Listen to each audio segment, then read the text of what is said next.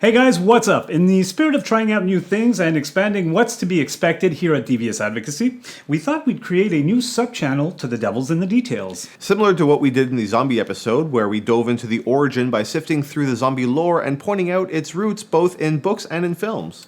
The one thing that was baked into that episode was that how I had come across what turned out to be my favorite zombie flick of all time, Dawn of the Dead. Although now Dawn of the Dead is a full-fledged classic, during its initial release it was considered a somewhat obscure title and given the B-movie stamp of recognition. But what stood out to me after we aired that episode was the feeling that I got when I realized I had come across a hidden gem of a flick. And so to kick off this new tab in our channel playlist, we give to you Hidden Gems, the less obvious films, games, books, or graphic novels that deserve more attention than they were given.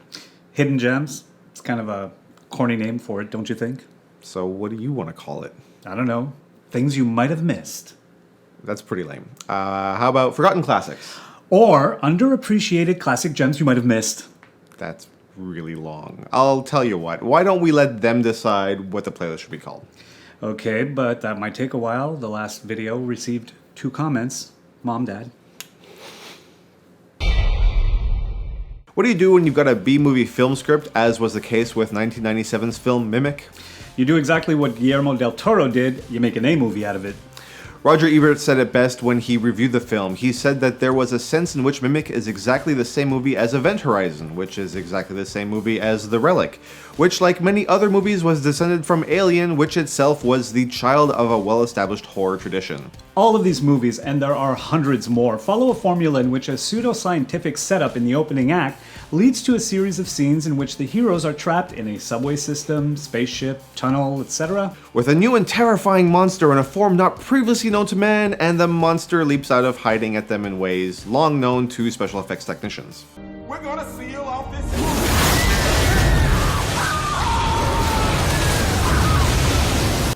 Ebert went on to say that one does not attend Mimic, hoping for more than a few new twists on the durable old idea. Such movies, like thrill rides at parks, work every single time if they have been well planned and constructed. But Mimic is superior to most of its cousins and has been stylishly directed by Del Toro, whose visual sense adds a certain texture that makes everything scarier and more effective. The fact that Del Toro was able to accomplish this at all is nothing short of a miracle, considering all of the frustration he had to deal with during its production. The director was challenged on almost every single decision he took while producing the film. He fought so many battles and unfortunately lost most of them.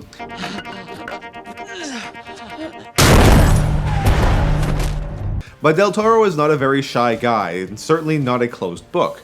He has no problem speaking about his past, and when recently asked about his experiences on the making of Mimic at the BFI London Film Festival during a screening of his latest hit, The Shape of Water, the director had quite a few things to share. He said that he absolutely hated the experience. His first American film was almost his last because it was with the Weinsteins and Miramax. He goes on to explain that 2 horrible things happened to him in the late 90s. His father was kidnapped, and he worked with the Weinsteins. He knew which one was worse. The kidnapping made more sense. At least he knew what the kidnappers wanted. During his conversation, the director did admit that dealing with the Weinstein brothers taught him how to fight. Who are you? I'm kick-ass. He said he was told during one of his first meetings with Miramax that the company would prohibit him from depicting any violence against animals or children. So he decided to film a scene where 2 children and a dog die just to rebel against the Weinstein's rule. Help! Oh God, please help me! He didn't know if that was much of an achievement, but he said that it certainly felt like one. He lost casting battles, story battles, but the one thing about Mimic is that visually, it is 100% exactly what he wanted.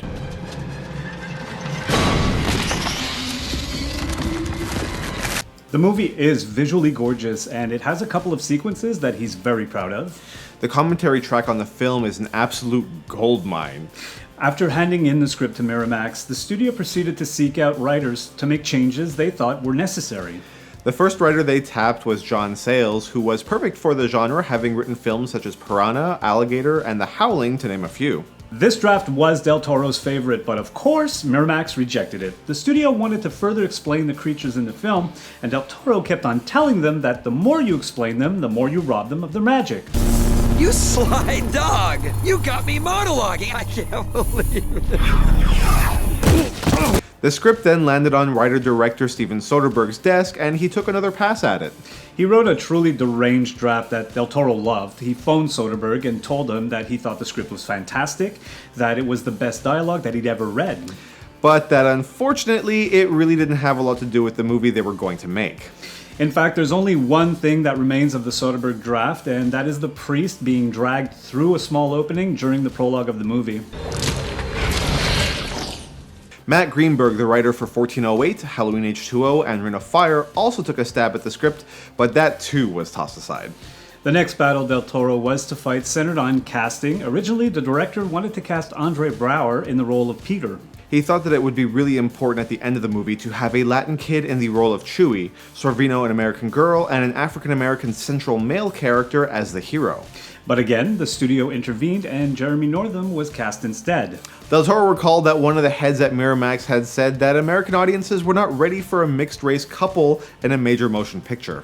Things started deteriorating early on in pre-production. The original concept for the film was centered on bacteria-carrying white oak bark beetles that nested in Central Park. But when executive producer Michael Phillips heard this, he immediately had the beetles switched to cockroaches, saying that if it's New York, it should be cockroaches. Del Toro immediately protested, explaining that if they did that, they would instantly be relegated to B-movie status. They'd be the guys that made the giant cockroach movie. From that moment on, Del Toro resigned himself to make the best giant cockroach movie ever made. A year and a half into development, after the studio had seen all the creature designs, the maquettes, the clay models, even the servo-controlled animatronic puppets, the geniuses at Miramax suddenly decided that the creatures looked too much like bugs. They started making ridiculous requests such as having the creature's antenna removed or make their teeth bigger. Del Toro had to explain to them that they didn't have any teeth, at which point they then asked to show more of their gums and to add crazy hair while they were at it. As a kid, Del Toro had asked himself, why do some Hollywood movies suck so bad?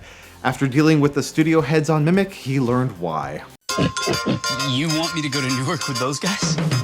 No, they're all business. Del Toro was unhappy with the film as released, especially because he did not succeed in obtaining a final cut of the film. However, his director's cut version was finally released in 2011. If you're planning on revisiting Mimic or have never seen it and this video has piqued your curiosity, definitely seek out the director's cut. It is by far the superior version of the film. It includes several examples of Del Toro's most characteristic hallmarks: his fetish for insects, clockwork, monsters, dark places, and unborn things. All of this is evident in Mimic, where at times all are combined in long, brooding shots of dark, cluttered, muddy, chaotic spaces. Director Alfonso Cuarón, Del Toro's friend and colleague, said that with Guillermo, the shots are almost mathematical. Everything is planned. We hope you guys enjoyed today's episode. We'd like to thank our wonderful patrons for their continued support. And don't forget, you too can support us for as little as $1 a month. Simply follow the Patreon link down below. Thank you to everyone who continues to watch, like, share, and subscribe. What's your favorite underrated flick? Or even guilty pleasure. Please don't hesitate to let us know in the comment section.